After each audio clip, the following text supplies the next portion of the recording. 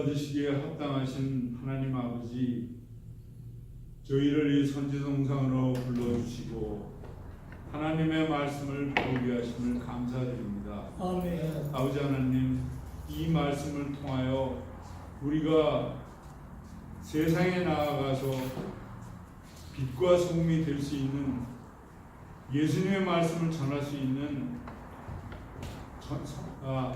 선지자들이 될 수 있도록 아버지, 저희들을 채찍질시켜 주시고 아버지 하나님, 저희들을 인도하여 주시옵소서. 아멘. 아버지 하나님, 아직 미참한 식구들이 있습니다. 그들의 발걸음을 속히 이 자리로 불러 모아 주시고 오는 도중에 사고 없이 올 수 있도록 인도하여 주시옵소서. 아멘. 처음 시간이오니 그 시간까지 성령님께서 같이 해주실 줄을 믿사올 때에 예수님 이름 받들어 기도드렸사옵나이다.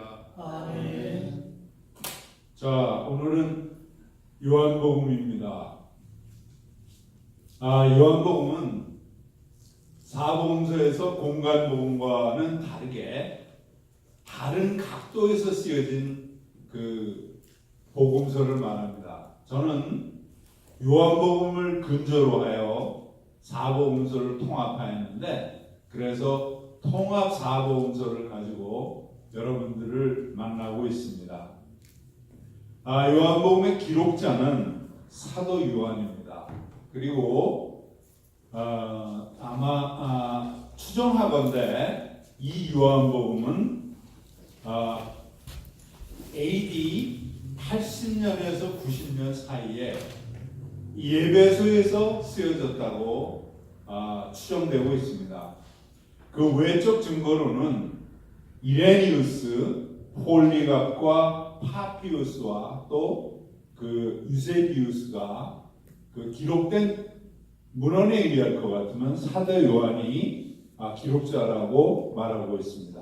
그리고 내적 증거로는, 이 내적 증거라는 말은 성경책 안에 들어있는 그러한 구절들을 얘기하는데요. 사랑받은 제자 요한, 요한복음 20장 21절로 24절, 그리고 13장 23절로 24절, 19장 26절, 21절, 20장 2절, 20장 7절, 이렇게 여러 부분에서 요한복음에서 그 사도 요한이 썼다고 그렇게 증거하고 있습니다.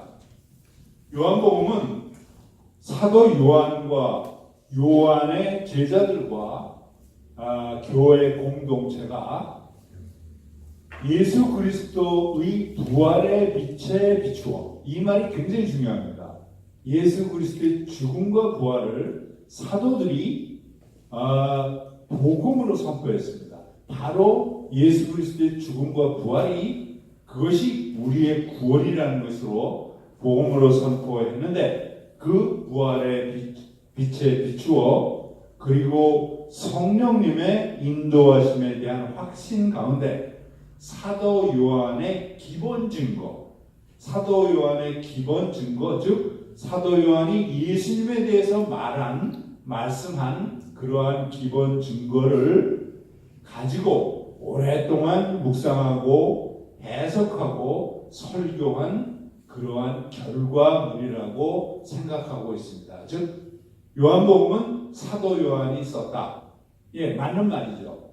하지만 좀 더 깊게 들어가 보면 요한과 요한의 공동체, 즉 예배소서에 있던 요한의 공동체가 요한복음을 썼다, 이렇게 말씀드리는 것이 오히려 더 적합할 것 같습니다.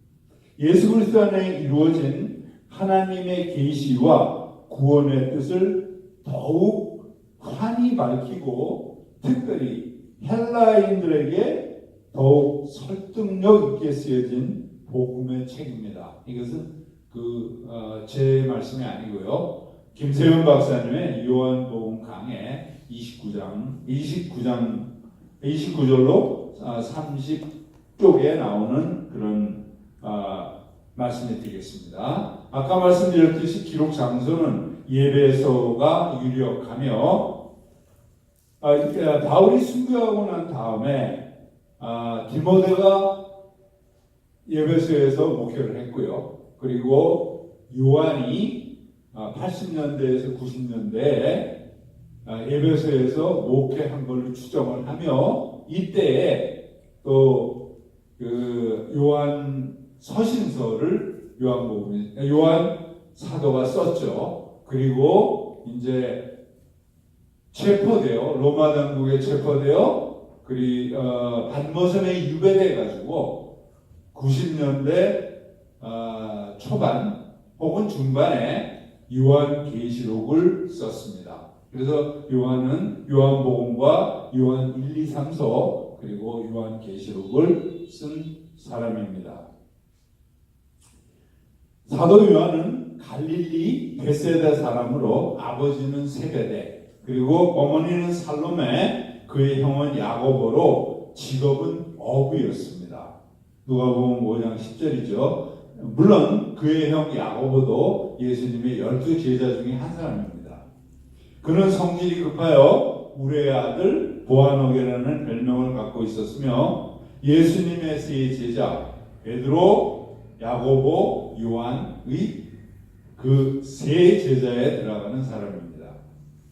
바울이 순교한 후에 에베소 교회의 지도자였으며 복음을 전하다가 아까 말씀드린 대로 요한서신서를 쓰고 반모섬에 유배되어 요한계시록을 썼습니다.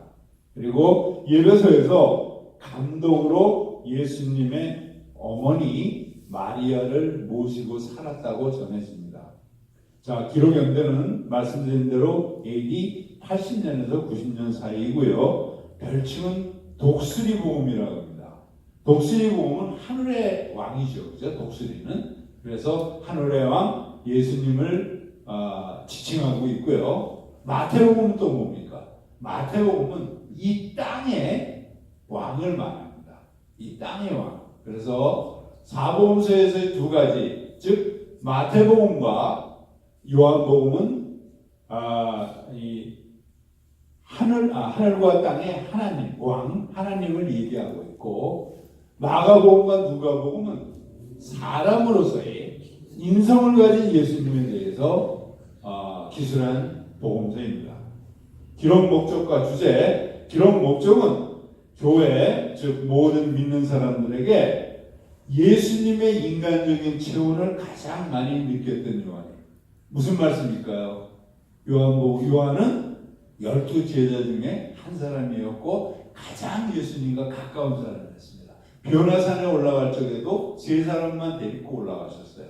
다른 제자들은 중턱에 머무르게 하셨던 것 같습니다. 그러한 예수님의 체온을 가장 많이 느꼈던 그러한 요한이, 즉 사람으로서의 예수님을 느꼈던 요한이 신성을 강조하여 예수님의 신성을 발견하고 예수님의 하나님의 아들이심을 고백하고 정육신하신 하나님을 알리기 위함이며, 즉 이거는 예수님의 정체성으로서의 신성과 인성을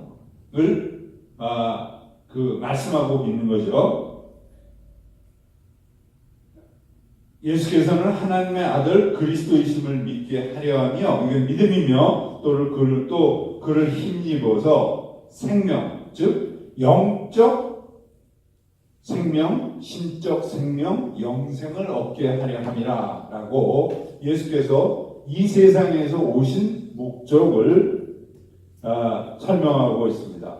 또한 그 주제를 선포하고 아래 구절을 제시합니다. 요한복음 1장 12절, 영접하는 자 곧 그 이름을 믿는 자들에게는 하나님의 자녀가 되는 권세를 주셨으니.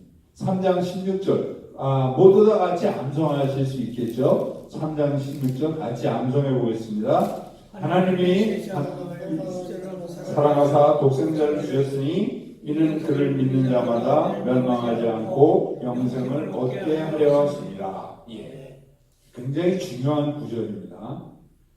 요한복음의 특징, 요한복음의 첫째 주제의 수미상관이라는 말이 무엇이죠? 수미상관이라는 말은 인크루지오라고도 합니다. 인크루지오는 앞과 끝부분이 같다 이런 말씀입니다. 그래서 1장 14절에 말씀이 육신이 되어 우리 가운데 거하심에 우리가 그의 영광을 보니 하나님의 독생자의 영광이요 은혜와 진리가 충만하더라.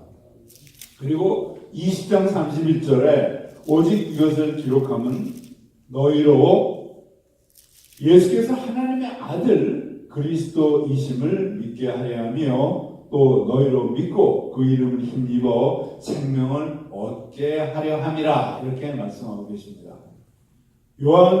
두 번째 요한복음의 짜임새에 대해서 말씀드리겠습니다.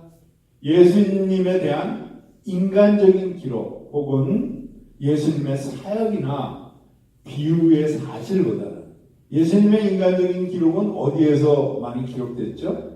누가복음이죠. 그렇죠? 그리고 예수님의 사역이나 비유의 사실 묘사 이런 것들은 공관복음에 아주 굉장히 편만하게 스프레드되어 있으면 나와 있습니다.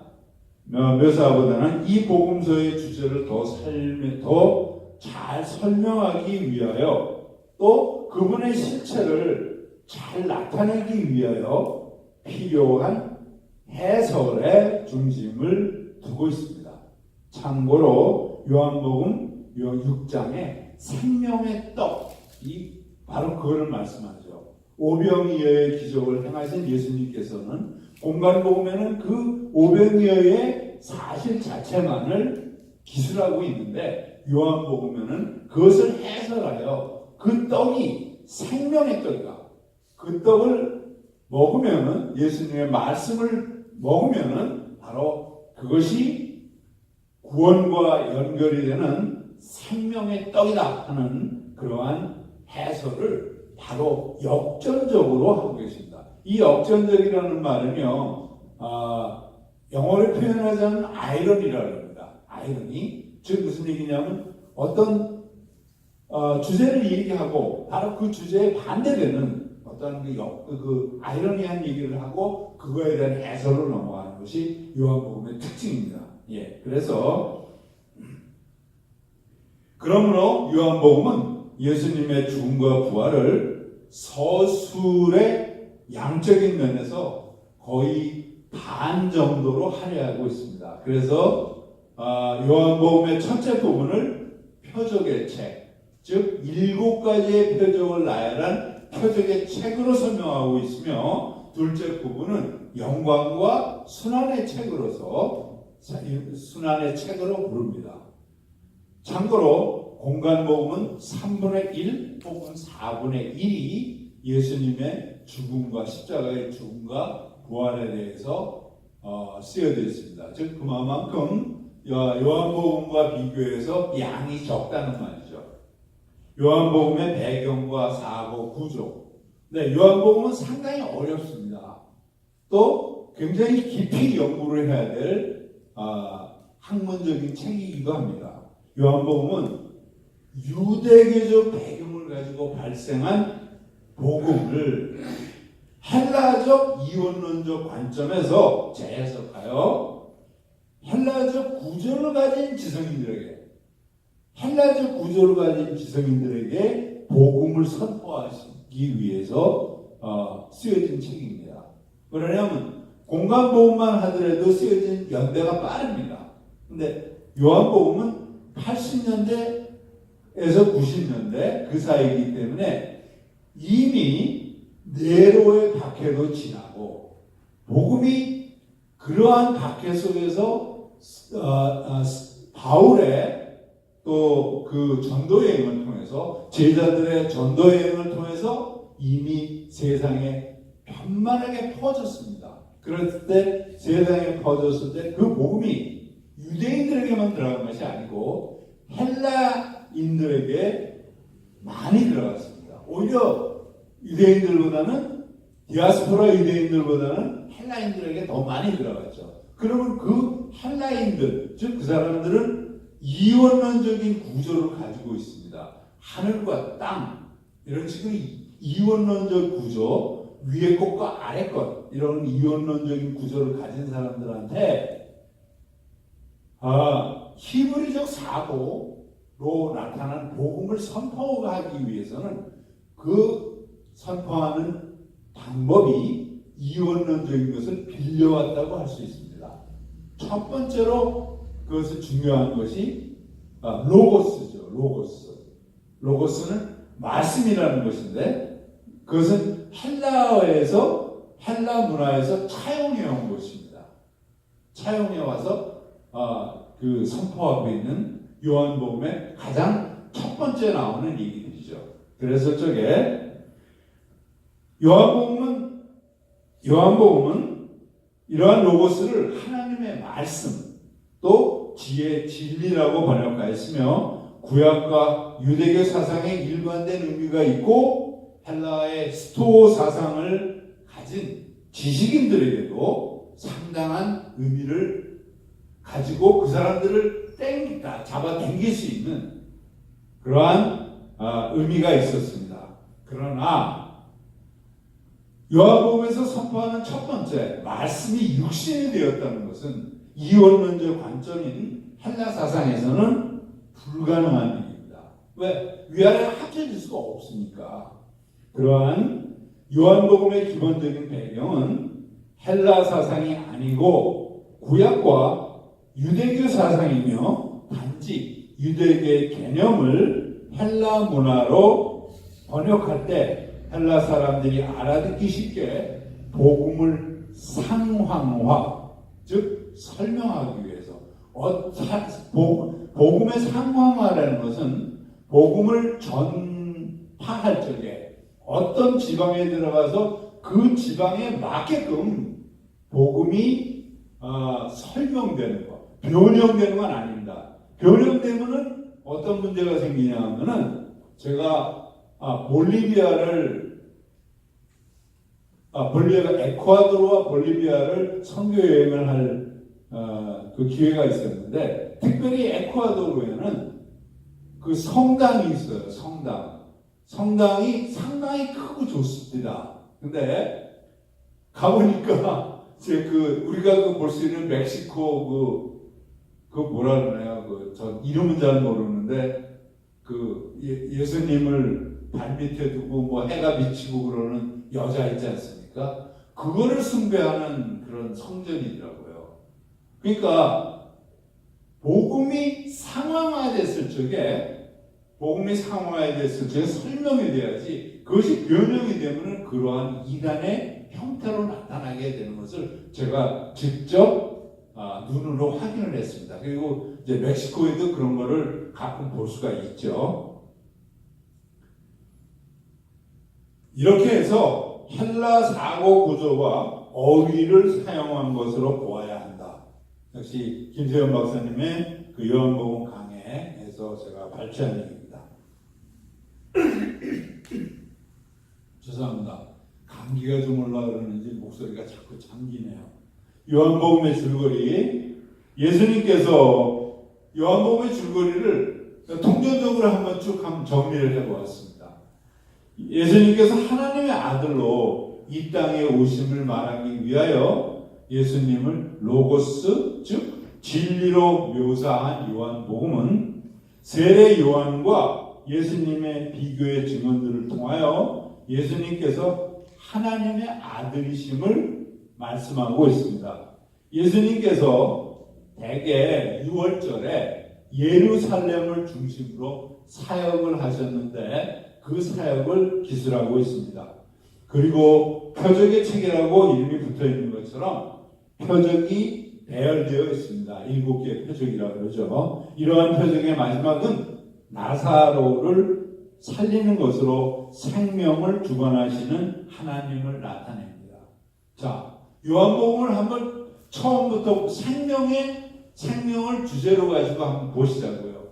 생명을 주관하시는 하나님을 이제 설명하기 위해서 우선 생명의 중생 3장 3절이죠. 로 시작하여 생명의 물 4장 10절 그리고 생명의 떡 6장 32절 생명의 빛 9장 5절을 거쳐서 생명의 부활과 영생 11장 25절에서 26절, 즉 나사로의 사건을 가지고 생명의 부활과 영생을 설명하고 계시는 것이죠.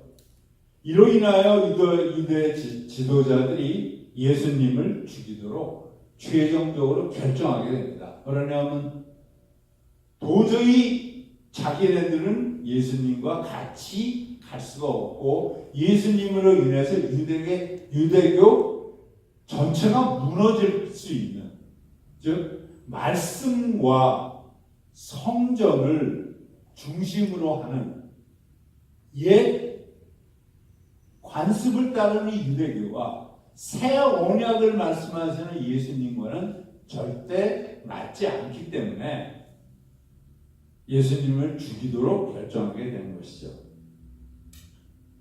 그리고 예수님의 신적 정체성을 밝히기 위하여 7차례에 걸쳐서 나는 무엇이다. 잘 알고 계시겠지만 에고에임이라고 그러죠. 그래서 그 7차례에 걸쳐서 그 나는 무엇이다를 말씀하고 계십니다. 13장부터는 공관복음에서 우리에게 친숙한 얘기를 따릅니다. 요한이 선별하여 기술한 사건들은 예수님을 메시아로 제시하는 관점에서 배열되었으며 이러한 역사적인 구조가 사건의 실제 순서와 상응합니다. 같다는 얘기입니다. 그리고 보혜사 성령님의 인도하심과 그리스도의 부활과 계시를 연결하여 구원이 성취되는 것을 말하고 있습니다. 요한복음은 한마디로 말하자면 예수님의 십자가 안에 드러난 예수님의 자기 계시와 승천하여 영광을 받게 되는 것을 묘사하는 것입니다. 요한복음은 다시 말씀드리자면 상당히 어려운 책입니다. 자, 요한복음의 개요에 들어가겠습니다. 요한복음의 구조와 그 개요. 1장 1절로 1장 51절은 서두, 즉 머리말과 증언들입니다. 1장 1절로 18절에는 머리말이 나오는데 예수 그리스도의 사건이란 영원한 신적 로고스가 성육신하여, 자, 위의 것이 아래 것으로 성육신하여 예수님의 계시와 구원을 이룬 사건이라는 이해를 돕기 위하여 바로 로고스라는 개념을 차용하여 헬라 지성인 독자들에게 앞으로 전개될 본론에 대한 오리엔테이션을 주기 위한 것이며, 신적 로고스 말씀은 예수님을 가리키는 기독론적인 칭호입니다. 기독론적인 칭호입니다. 참고로 로고스는 헬라 플라톤 철학이나 스토아 철학에서 중심되는 개념 중에 하나로 합리적인 생각과 그 생각의 외적인 표현으로서의 말이라고 합니다. 로고스라는 말이 참 어렵더라고요. 그리고 1장 19절에서 51절에는 이제 증언들이 나오는데 세례 요한과 예수님의 비교, 예수님이 어떠신 분인가를 말씀하기 위하여 그 당시에 거의 신적으로 수망받고 있던 세례 요한과 비교를 하고 있습니다. 나중에 제가 말씀드리겠지만 요한복음을 쓰여진 목적 중에 하나가 신적으로 수망받고 있는 세례 요한을 확실하게 정리하기 위한 것으로도 보여집니다. 그리고 이제 1장 49절에 바로 하나님의 아들 이스라엘의 임금인 예수님을 말하고 있고요. 1장 51절에는 인자, 이 말씀도 쉽지 않은 말씀입니다. 그래서 인자는 그 사람의 아들, 다니엘서 7장에 나오는 말인데요. 이 인자는 인간의 피조물의 한계를 극복하고, 그러니까 신성을 가졌다는 얘기입니다. 피조물의 한계를 극복하고 무한하고 영원하신 하나님의 세계에 참여하는 것으로 즉 신성을 입어 하나님같이 되는 것. 또 예수님께서는 그러한 온전한 구원을 우리에게 가져다 주시는 메시아라는 것을 설명하고 있습니다. 두 번째 2장 1절로 12장 50절의 그 표적의 책, 7가지 표적의 책에 대해서 나오는데 2장 1절로 12절에 공생애를 위한 준비 기간이 생략된 책. 요한복음에는 예수님의 공생애를 위한 준비 기간이 없습니다. 어디에 제일 많이 나올까요? 예수님의 공생애를 위한 준비 기간. 누가복음에 제일 많이 나옵니다. 이 생략된 채 예수님의 초기 갈릴리 사역으로 연결됩니다. 그래서 첫 번째 볼 수 있는 것이 예수님께서 갈릴리 가나의 혼인잔치에 참석하셔서 베푸신 이적이죠. 다 기억하시잖아요. 물을 포도주로 변화시킨 사건이죠. 그리고 2장 13절로 11장 57절에 예수님의 사역이 공간복음에서처럼 주로 갈릴리에 국한되지 않고 대개 6월절 시점에서 예루살렘에서 이루어집니다. 첫째 6월절은 2장 13절에 나오고요. 둘째 6월절은 5장 1절, 그리고 셋째 6월절은 6장 4절에 나옵니다. 그래서 제 통합 사복음서에는 예수님의 6월절 사건을 기저로 해가지고 공간복음을 대입하는 형태로 통합하였습니다.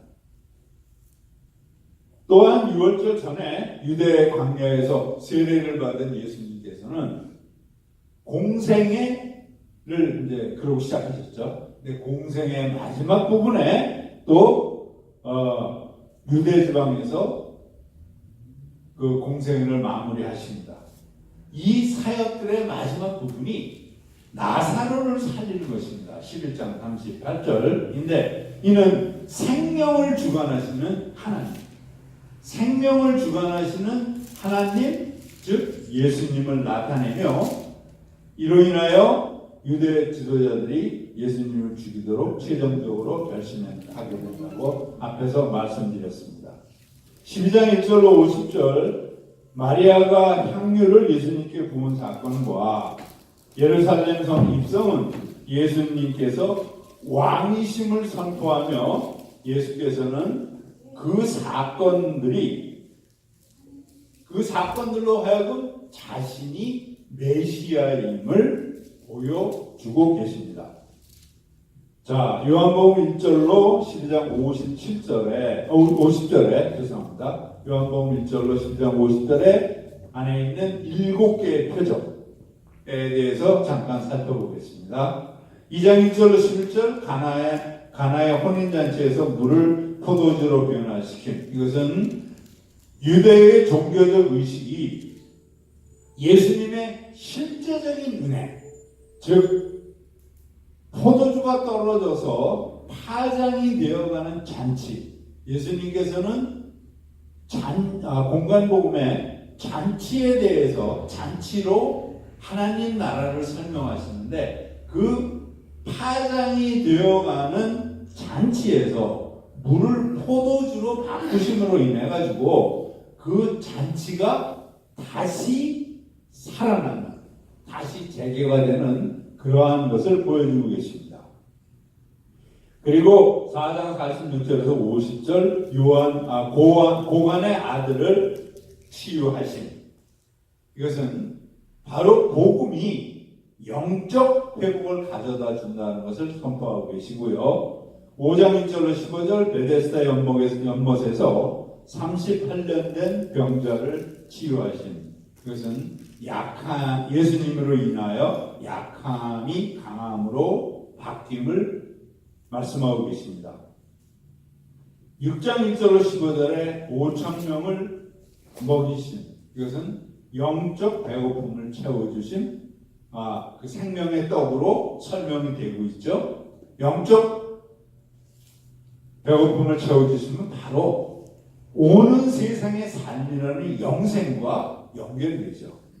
그 다음에 무리를 거르신 이것은 두려움이 믿음으로 바뀜을 말하고 있으며 소경의 치유는 어두움을 이긴 빛으로 예수님께서 오심을 말합니다. 그리고 11장에 나사로를 부활시키심은 복음이 사람을 죽음에서 생명으로 옮겨줌을 말합니다. 여기에서 6장 1절에 15절 그리고 6장 16절에서 21절에 오병이의 기적과 무리를 걸어오심은 공간 복음에 같이 들어있는 사건들입니다. 아까 말씀드렸듯이 표적 이야기는 항상 표적이 있고 즉 이적과 기사가 있고 그 다음에 오해 그거에 대한 반대가 있고 그것을 설명하는 강론의 구조로 되어 있습니다. 즉 예수님께서 표적을 행하시면 여기에는 오해 즉 반대가 따르고 그 반대에 대한 예수님의 강론으로 이어지는 것입니다. 이 표적과 강론이 가리키는 것은 아래 세상의 사람들의 일을 표적을 통하여 위 세상의 진리로 설명하고 계시는 것입니다. 요한복음 3장 31절과 8장 23절을 참고하시면 좋겠습니다. 또한 표적의 책들이 공개적으로 다수를 대상으로 했다면 그렇지 않습니까? 이적과 기사는 몇 사람이 모여서 나타나는 것이 아니고 이것은 대다수를 대상으로 하는데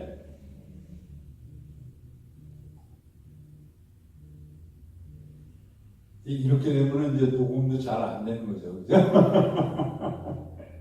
제가 굉장히 걱정하는 건데 전화기를 틀어놓고 있으면 이렇게 묵음을 해놔도 소리가 이제 그 녹음이 잘 안 되더라고요. 그 부분에 대해서는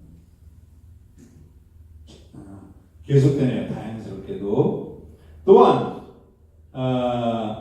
표적들의 책이 아까 말씀드린 대로 공개적으로 다수를 대상으로 하지만 13장 1절로부터 오늘 시작되는 영광의 책은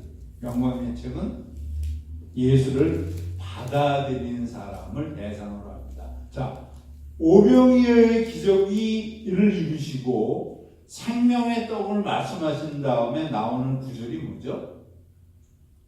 예수님의 몇 사람의 제자들을 제외해놓고는 몇 사람이라고 그러진 않지만 제자들을 제외해놓고는 다수가 떠나갔다 그러지 않습니까?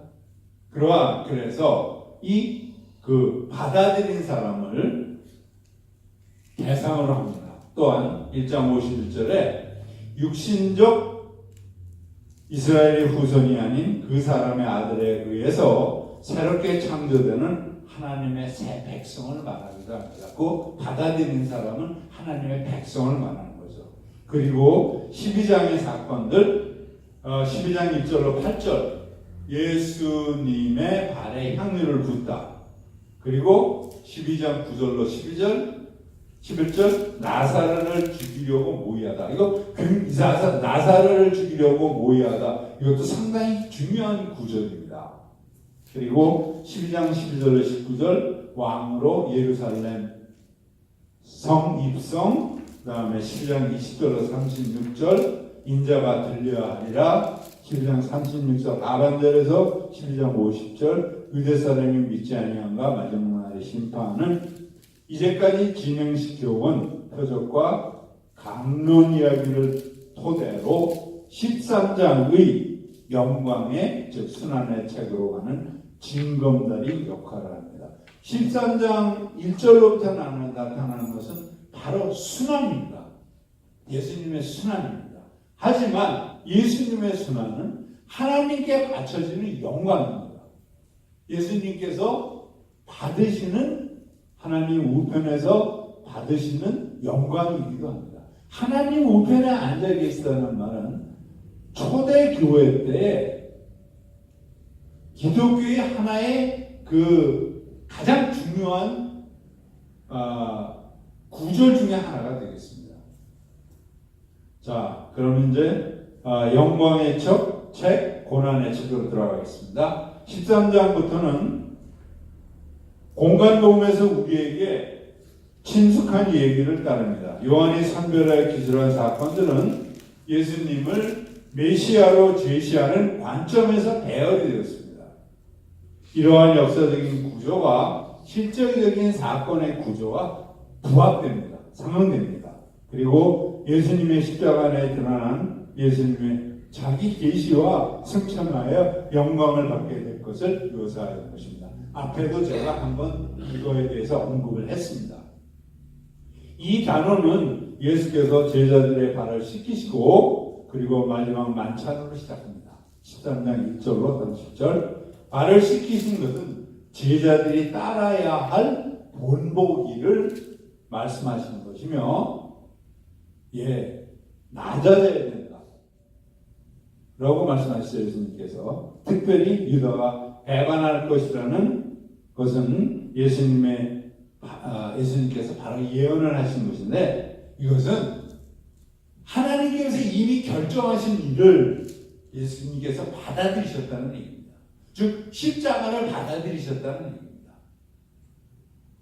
그리고 예수 그리스도가 그의 죽음과 부활을 통해 하나님을 완벽하게 계시하며 그 계시를 받아들이는 사람들의 구원을 얻게 되는 것을 집중적으로 말씀하고 계십니다.